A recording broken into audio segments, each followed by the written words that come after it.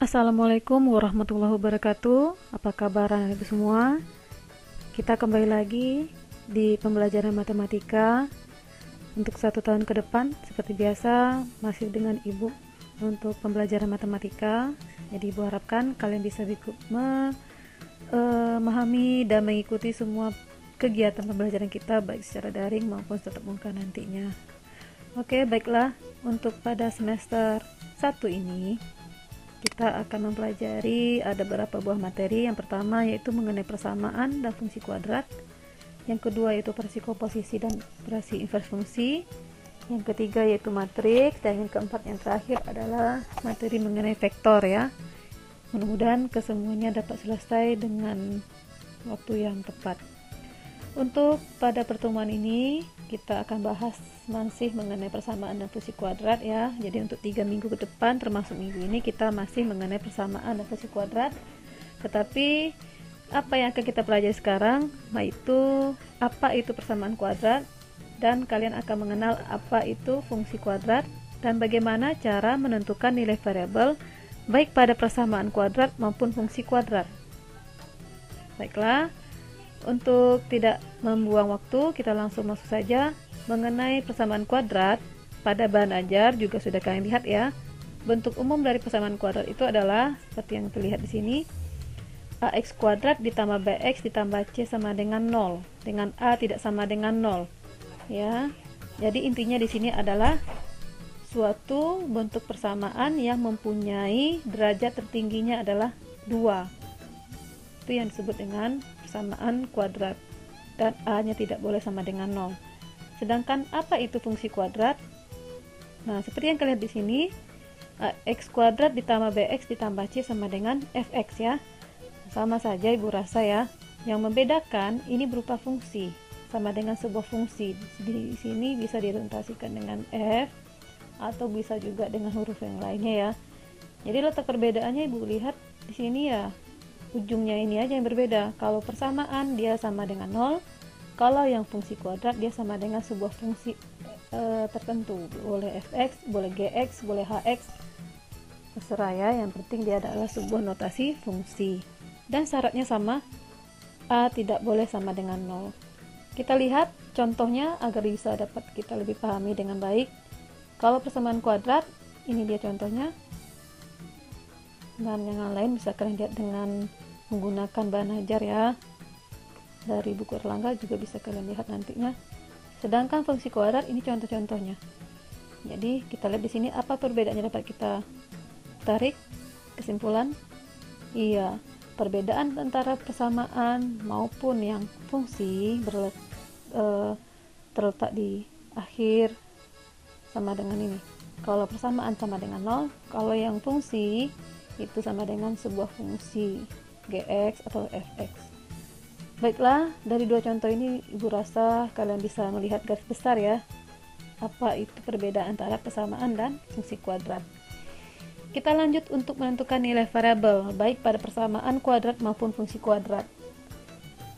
Contoh pada persamaan x kuadrat dikurang 3x dikurang 28 sama dengan 0. Kita akan melihat nilai x yang bagaimanakah yang akan bisa memenuhi persamaan ini. Apa maksudnya? Kita akan mencari nilai-nilai x yang akan mengakibatkan persamaan ini memang sama dengan 0 kalau kita substitusikan nilai x-nya. Nah, bagaimana cara menentukan nilai x tersebut? Kita akan melihat 3 cara yang berbeda. Yang pertama dengan metode faktorisasi, yang kedua dengan metode melengkapi kuadrat sempurna, dan yang ketiga yaitu dengan menggunakan rumus ABC. Untuk pertemuan pertama, ibu cukup akan memperkenalkan kalian bagaimana, bukan memperkenalkan ibu rasa ya, kalian sudah kenal sebenarnya karena cara faktorisasi aljabar sudah kalian pelajari di SMP dulu. Jadi sekarang ini ibu tinggal mengingatkan kembali, mengulas kembali agar kalian dapat memahami dengan lebih baik. Kita akan lihat faktorisasi. Sedangkan yang untuk dua bentuk ini kita akan lihat pada minggu yang berikutnya. Baiklah anak-anak ibu semua, kita akan langsung lihat bagaimana sih cara menentukan nilai variabel pada persamaan kuadrat maupun fungsi kuadrat dengan menggunakan faktorisasi. Yang pertama, ini adalah bentuk umum persamaan kuadrat ya, ax kuadrat ditambah bx tambah c sama dengan 0. Jadi kita lihat di sini ada unsur a yang merupakan koefisien dari bentuk x kuadrat, sedangkan b adalah koefisien dari variabel x, c adalah sebuah angka konstanta ya. Jadi di sini ada a, b, dan c yang selalu menyertai bentuk variabel pada persamaan kuadrat. Bagaimana cara memfaktorisasinya kalau a-nya sama dengan 1? Kita lihat contohnya, x kuadrat ditambah 3x dikurang 4 sama dengan 0. Yang langkah pertama biasanya ya seperti ini ya. Kalau dia a sama dengan 1, tuliskan buka kurung x tambah sekian titik-titik tutup kurung, kemudian buka kurung x tambah titik-titik tutup kurung, karena memang hasil perkalian ini yang akan mengakibatkan bentuk x kuadrat ya. Jadi apa angka yang akan kita isikan ke sini? Nah, itulah dia yang harus kita ikuti metodenya. Ada dua syarat. Kita akan menentukan dua buah bilangan yang memenuhi kedua syarat tersebut. Apa itu syarat yang pertama? Hasil kali kedua bilangan itu harus sama dengan a kali c. Dan kalau dijumlah, dia harus sama dengan b. Apa itu a kali c? A kali C itu maksudnya adalah yang angka yang ada di sini. A-nya berapa dikali dengan C-nya yang ada di sini. Ingat ya, bentuk umum tadi terdiri dari A sebagai koefisien X kuadrat, C sebagai konstanta, dan B sebagai koefisien X. Jadi kita harus mencari di sini hasil kalinya itu harus sama dengan hasil perkalian A dikali C. Berarti kita harus mencari angka dua buah angka yang hasil kalinya itu sama dengan min 4. Kenapa min 4? Karena A di sini adalah 1, C-nya adalah min 4. 1 dikali min 4 hasilnya adalah negatif 4. Jadi hasil dari A kali C di sini adalah min 4. Jadi kita akan mencari dua bilangan yang memenuhi hasil kalinya sama dengan min 4. Oke, kita lanjut ke syarat yang kedua. Kalau dijumlahkan kedua bilangan itu harus sama dengan B. B itu adalah koefisien X. Nah, dalam hal ini adalah angka 3. Makanya di sini angka 3 ya. Jumlahnya adalah sama dengan 3. Jadi kalian harus mencari dua bilangan yang memenuhi kedua syarat ini. Kita berpatokan kepada perkalian yang menghasilkan angka 4. Cuman ada dua kategori. Kalau tidak 1 dikali 4 berarti 2 dikali 2. Jadi kita berpatokan kepada perkalian yang menghasilkan angka 4. Nah, mana yang mempunyai korelasi dengan angka 3? Korelasi maksudnya di sini adalah yang mungkin kalau dijumlahkan kedua angka tersebut atau kalau diselisihkan hasilnya 3. Tidak mungkin 2 dengan 2, bukan? Tentu kita harus pilih yang 1 dikali 4 atau 4 dikali 1. Jadi jawabannya memang 4 dikali 1. Cuma yang harus kita pertimbangkan di sini, karena hasil perkaliannya negatif, berarti itu adalah perkalian dua buah angka yang satunya positif, yang lainnya negatif. Karena hasil kalinya adalah min. Tetapi karena melihat penjumlahannya hasilnya adalah positif, berarti angka yang terbesar itu adalah positif. Dan yang lainnya negatif. Jadi memang kita simpulkan untuk dua bilangan yang memenuhi syarat tersebut adalah angka 4 dan min 1. Benarkah kalau dikali 4 dan min 1 ini hasilnya min 4? Tentu benar ya. Benarkah kalau dijumlahkan 4 dan min 1 ini hasilnya adalah 3? Iya, benar. Ya, 4 dan min 1 kalau dijumlah hasilnya adalah positif 3. Jadi kalau sudah benar, kita masukkan ke dalam buka kurung dan tutup kurung yang kita buat tadi, sehingga menghasilkan X tambah 4 dikali X dikurang 1 ya. Kenapa X kurang 1? Penjumlahan ketemu dengan min jadinya X kurang 1. Untuk penyelesaiannya kita lihat kalau dia X tambah 4 dikali X tambah min 1, berarti salah satunya ini mungkin 0 atau kedua-duanya mungkin 0. Kita lihat kalau ini yang sama dengan 0, maka dapatlah nilai X nya sama dengan min 4. 4 nya pindah ke kanan sehingga menjadi lawan tambah adalah kurang. 0 dikurang 4 berarti adalah nilainya negatif 4.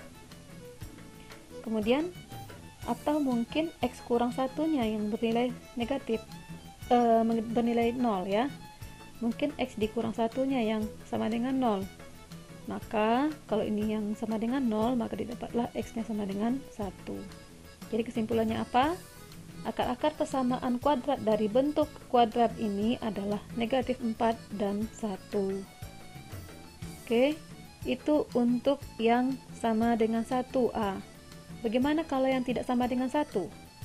Contohnya, kita lihat ini ya, 2x kuadrat dikurang 11x ditambah 5 sama dengan 0. Nah, A-nya di sini posisinya angkanya tidak sama dengan 1, 2 ya. Maka kalau yang bentuk seperti ini, caranya akan mungkin sedikit lebih panjang, tapi jangan takut, tetap mempunyai langkah-langkah yang jelas ya untuk menyelesaikan masalah yang seperti ini. Kita mencari tetap dua angka yang memenuhi dua syarat ini.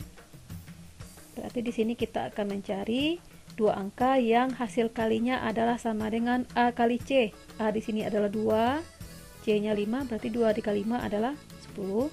Jadi kita mencari hasil kalinya adalah sama dengan 10, dua bilangan tersebut. Kemudian syarat yang kedua, jumlahnya adalah sama dengan B. B di sini kebetulan bernilai negatif. Berarti kalau dijumlahkan dia sama dengan min 11. Apakah angka tersebut? Kita berpatokan, kembali lagi kita harus berpatokan ke perkalian yang menghasilkan 10. Cuman ada dua kemungkinan. Kalau tidak 1 dikali 10, ya 2 dikali 5. Mana yang mempunyai korelasi dengan min 11? Tidak mungkin 2 dengan 5. Karena kalau 2 dan 5, kalau dijumlah di hasilnya 7, kalau diselisihkan hasilnya 3. Tidak ada korelasinya satupun dengan 11. Berarti jawabannya kita pilih yang perkalian 10 dan 1. Karena kalau dijumlah 10 dan 1 itu hasilnya adalah 11. Iya. Kenapa kita pilih di sini negatif dan negatif? Karena mengingat hasil jumlahnya adalah negatif.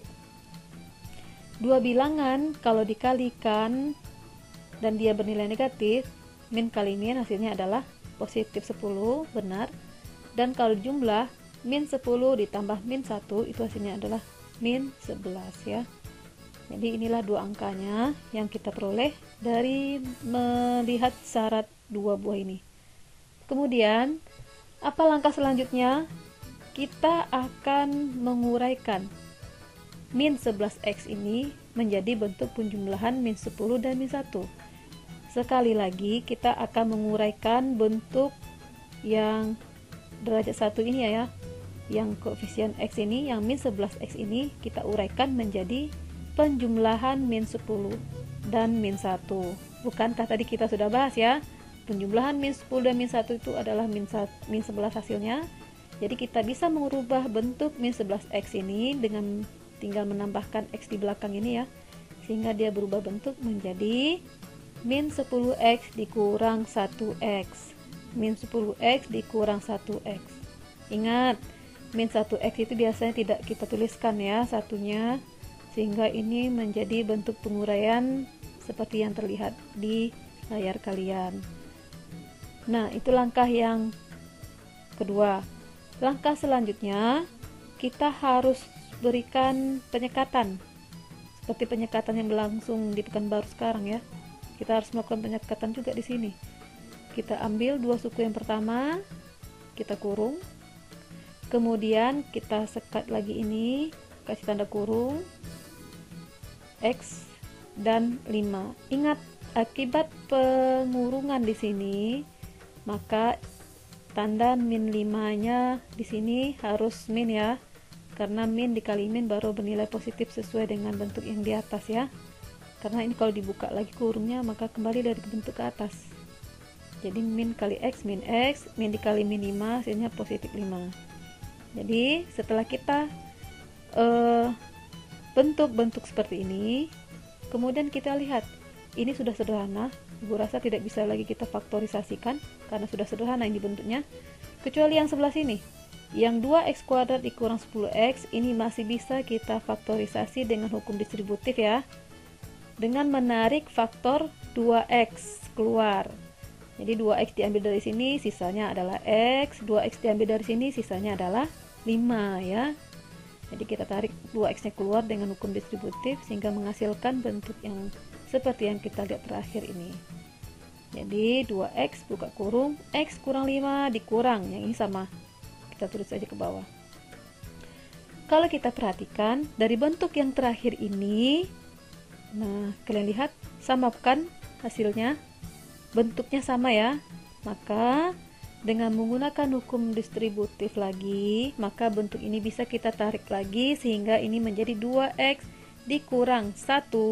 Di sini ada angka 1 sebenarnya ya, cuman nggak dituliskan. Bisa kita letakkan angka 1 di sini, berarti sehingga dia menjadi 2x dikurang 1 tutup kurung, buka kurung lagi, x kurang 5. Nah, ini yang kita lakukan pada faktorisasi bentuk kuadrat ya. Untuk A tidak sama dengan 1.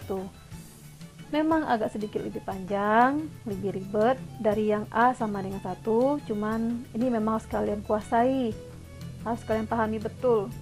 Lebih banyak berlatih untuk mengerjakan ini karena supaya lancar saat nanti menggambar grafik fungsi kuadrat ya.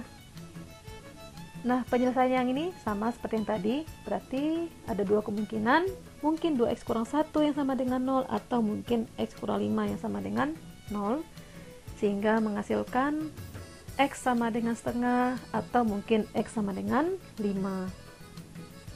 Inilah penyelesaiannya untuk persamaan kuadrat 2x kuadrat dikurang 11x ditambah 5, x yang memenuhi adalah 2 buah ini ya, x sama dengan setengah atau x sama dengan 5. Agar lebih memahami bentuk yang A tidak sama dengan 1 ini, Ibu berikan satu buah contoh lagi, yaitu bentuk contoh yang kedua, 3x kuadrat dikurang x dikurang 2 sama dengan 0. Nah, seperti yang kalian lihat ini, A nya juga tidak sama dengan 1, A nya sama dengan 3 ya. Maka kita harus mencari dua buah angka terlebih dahulu yang hasil kalinya adalah A kali C, 3 dikali min 2 min 6, dan kalau dijumlah dia sama dengan B. Nah, di sini kebetulan bentuknya min X, berarti koefisiennya adalah iya min 1 ya. Sebenarnya ada angka 1 di sini, cuman tidak dituliskan secara kasat mata. Jadi jumlahnya adalah sama dengan min 1, tapi kalau dikali dia hasilnya sama dengan min 6. Berapakah angka tersebut? Ya, kalau melihat hasil selisihnya adalah 1, berarti itu adalah hubungannya dengan 3 dengan 2 ya. 3 dikali 2. Iya, jawabannya adalah dua bilangan tersebut adalah min 3 dan 2. Kenapa ada min? Karena hasil perkaliannya negatif. Berarti salah satunya bilangannya negatif, yang lainnya positif.